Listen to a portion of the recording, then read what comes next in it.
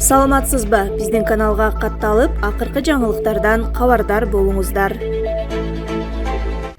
Атазов Садыр Жапаров чыныгы президенттикти көрсөтүп жатат. Жогорку кеңештин депутаты Шайлообек Атазов президент Садыр Жапаровдун саясатын жогору баалады. Мындай пикирин социалдык тармактардагы Facebook'тагы баракчасы менен бөлүштү. Парламентарий мамлекет башчысы менен жолукканын айтты. Садыр Нуркожоевичтин байыркы элдин президенти болуп калышы кокустук эмес, бул буйрук. Кудайдын буйругу. Мамлекет башчысы болгонго чейин көптөгөн кыйынчылыктарды башынан өткөрдү. Чындык үчүн ал чоң тобокелчиликке барды. Мен сабыр кылдым, натыйжада ал президент болуп калды. Бүгүн мен мамлекет башчысына бардым. Мен анын бир туугандык жана президенттин көрсөтмөлөрүн уктум. Биз мамлекет, эл жана жер жөнүндө сүйлөштүк.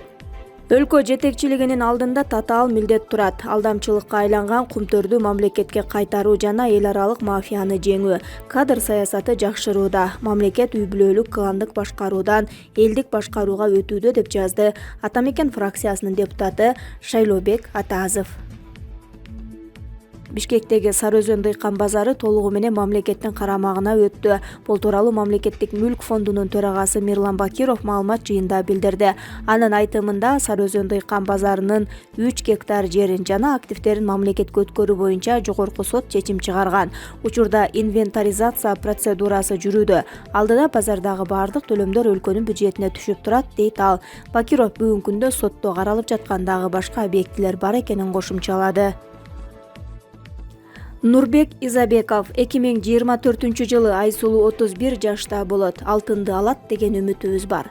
Аялдар арасындагы эркин күрөш боюнча Кыргызстандын кыз келиндер командасынын машыктыруучусу Нурбек Изабеков Айсулуу Тыныбекованын Париждеги Олимпиада оюндарына катышуу мүмкүнчүлүгү тууралуу пикирин билдирди. Айсулуу 28 жашта. Көптөгөн спортчулар 4-5 Олимпиадада күч сынашат. Токиодо кубалык балбан 4-алтын медалын утуп алды. Каори Ичо дагы 4 алтын алган. Кыздар үй бүлө куруп, кайра келип, кайра мушташат. Мындай учурлар да болгон. 2024-жылы Айсулуу 31 жашта болот. Алтынды алат деген үмүтүбүз бар, деди Нурбек Изабеков. Эмилбек Каптагаев талиптер Орто Азия өлкөлөрү үчүн өтө чоң коркунучта. Мындай пикирди Назар Ньюс маалымат агенттигине коомдук ишмер Эмилбек Каптагаев билдирди. Бирок талиптер Орто Азия өлкөлөрү үчүн өтө чоң коркунуч болуп калганы чындык. Афган темасын билип-билбей, түшүнүп-түшүнбөй эле өйдө төмөн талкуу, жер жүзү ызычуу. Катуу талкуу болуп жаткан теманын бири талиптер Орто Азиядагы башка мамлекеттерге, анын ичинде Кыргызстанга кирип келеби же жокпу деген суроо. Менин жеке оюм боюнча пулемет көтөргөн селде дамбалчандар басып кирип келбейт. Бирок Орусия аларды көрсөтүп бөө келе жатат деп бизди коркутуп, кысым көрсөтүп, биротоло чүлүктөп жетелеп алуу аракетин кылат. Бирок талиптер Орто Азия өлкөлөрү үчүн өтө чоң коркунуч болуп калганы чындык. Анткени талип вирусу жуккан, аны менен ооругандар арабызда толтура. Ар бир айыл, ар бир шаарда бар.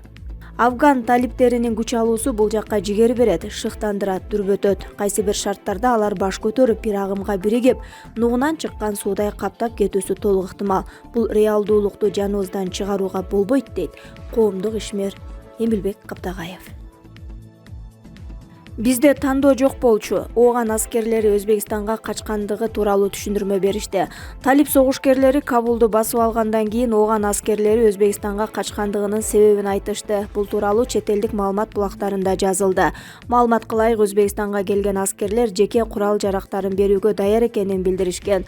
Талиптер Кабулду алышты. Биз согуш талаасынан качтык.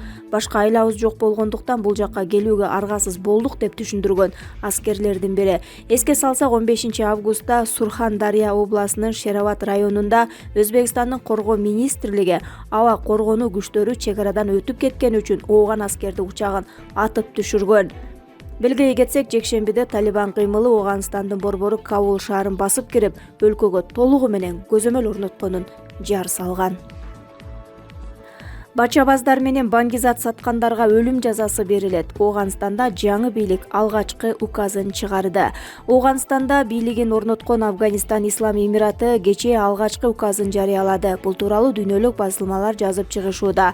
Ага ылайык баңгизат ташыгандарга, бачабаздык менен алектенгендерге өлүм жазасы киргизилди жана аялдар өз алдынча сейилдөөсүнө тыюу салынды. Өз алдынча адам өлтүрүүгө тыюу салынат. Адам өлтүрүүчүнү жазалоодо шарият сотунан өткөн сот жок. Баңгизат затын өндүрүү, сатуу жана таркатууда ортомчулук кылууга өлүм жазасы.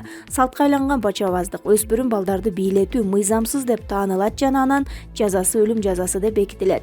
Афганистан Ислам Эмиратында кредиттик пайызга тыюу салынат, андыктан бардык пайыздык карыздар жокко чыгарылат.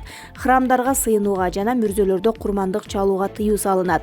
Ар кандай тумар, төлгө салуу жана сыйкырчылык кылмыш шарият боюнча жазага тартылат. Афганистан Ислам Эмираты өлкөнү өнүктүрүү үчүн дүйнөнүн булуң бурчунан инженерлер менен дарыгерлерди чакырат. Биз аларга жогорку маяна төлөп беребиз.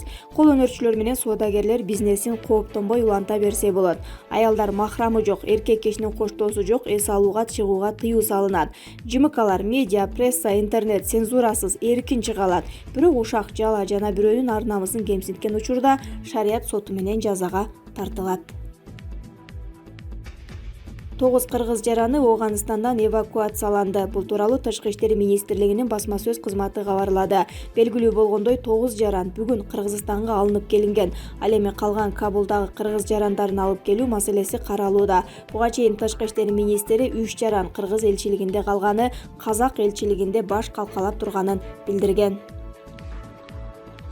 Кыргыздын Ооганстандагы элчиси Мирослав Ниязов ооруканага жаткырылды. Кыргыздын Ооганстандагы атайын жана ыйгарым укуктуу элчиси Мирослав Ниязов ооруканада. Бул тууралуу Супер КЖ порталына президенттин жана өкмөттүн иш башкармалыгынын клиникалык ооруканасынын башкы дарыгеринин орун басары Александра Олексюк тастыктады. Маалымат кылайык, Ниязов бир жума мурун президенттин астындагы клиникалык ооруканага жаткырылган. Учурда абалы туруктуу. Ал эми кандай оору менен жаткырылгандыгы азырынча белгисиз. Турат Мадылбеков: террордук топтор Тажикстан менен Өзбекстанды бутага алышы ыктымал. Террордук топтор Тажикстан менен Өзбекстанды бутага алышы ыктымал, деди 17 августта Назар Ньюс маалымат агенттигине экс-депутат Турат Мадылбеков. Турат агай, башка улуттагы террордук топтор эми Борбор Азияга агылабы? Террордук топтор Борбор Азияга келиши мүмкүн. Анткени Афганистанда көбүнчө террордук багытта иш кылып жүрүшкөндөр жүрөрүн дүйнө жүзүнүн баары эле билет. Алар алгач чектеш жайгашкан Тажикстанды, Өзбекстанды бутага алышы ыктымал. Мындай учурда террордук топтор качкындар менен кошулуп кирип кетиши да мүмкүн. Кыргызстандагы оондун мүчөсү болгондон кийин качкындарды кабыл алабыз деп жатат. Алар менен кошо дагы келип калышы ыктымал. Алардын келиши менен террордук топтордун ячейкалары пайда болуп, Афганистандагыдай ислам мамлекетин түзүүнүн аракетин көрүшү мүмкүн. Саакашвили талиптер муну менен токтоп калбайт. Талиптердин кийинки бутасы Борбор Азия болот деп тургу. Анын айтканда чындык барбы? Саакашвилинин айткандай, Борбор Азияга талиптер келер келбесин Кудай билет. Бир сөз менен айтканда, мен анын айтканына кошула бербейм. Себеби алар ислам мамлекетин түздү. Эми Казакстан, Тажикстан, Өзбекстан Кыргызстандын бийлигинен айырмаланган башкаруу системасын киргизишет. Шарият жолундагыдай башкаруу кылып, эски каада салт, үрп адаттарын сакташат. Эгер алар айткандай болсо баары. Алар кошуна мамлекеттер менен келишим түзөбү же шарияттагыдай эрежени колдонушабы? Мамлекет түзгөндөн кийин кошуна мамлекеттер менен да келишимдерди түзүшү керек. Маселени эң биринчи тынчтык келишимин түзүшү керек. Анткени кырдаал алар же биз ойлогондой болбой өзгөрүп кетиши мүмкүн. Талибан кыймылынын бийликти колго алдык дегени менен мурунку бийликтегилер кайра бийликти колго алуунун аракетин көрүп, согуш уланып кетпейби деген маселе бар. Афганистандын мындан аркы абалы белгисиз болгондуктан биз күтүп турушубуз керек. Чек араны бышыктап, ошондой эле террористтик уюмдарды тыкыр көзөмөлгө алыш зарыл. Мындан ары божомол кылбай, чалгындоону күчөтүп, керектүү адистер профессионалдуу деңгээлде болушу шарт. Ысык көлдө балдар лагеринде 14 жаштагы өспүрүм зордукталды. Ысык көлдө жеке балдар лагеринде эс алып жаткан жашы жете элек өспүрүм сексуалдык зомбулукка кабылды. Бул тууралуу укук коргоо органдарына таянуу менен Сводка АК пресс агенттиги жазып чыкты. Алдын ала маалыматтар боюнча окуя 7 августта Ысык көл районунун Тору Айгыр айылында жайгашкан жайкы лагерде болгон. 3 эс алуучу 2007-жылы туулган өспүрүмдү бөлмөгө сүйрөп барып, күч колдонуу менен сексуалдык зомбулук көрсөтүшкөн.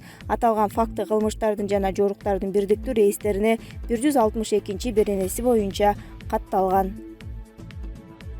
Кытай тажик аскерлери биргелешкен анти-террордук машыгуу өткөрөт. Бул тууралуу тажик басылмалары кабарлады. Маалымат кылайык, Тажикстандын ички иштер министри менен Кытай эл республикасынын коопсуздук кеңешинин сүйлөшүүсүнөн кийин эки тарап биргелешкен анти-террордук машыгуу өткөрүүнү чечишкен. Машыгуу Тажикстандын Рамит капчыгайында 17 августтан 20 августка чейин өтөт.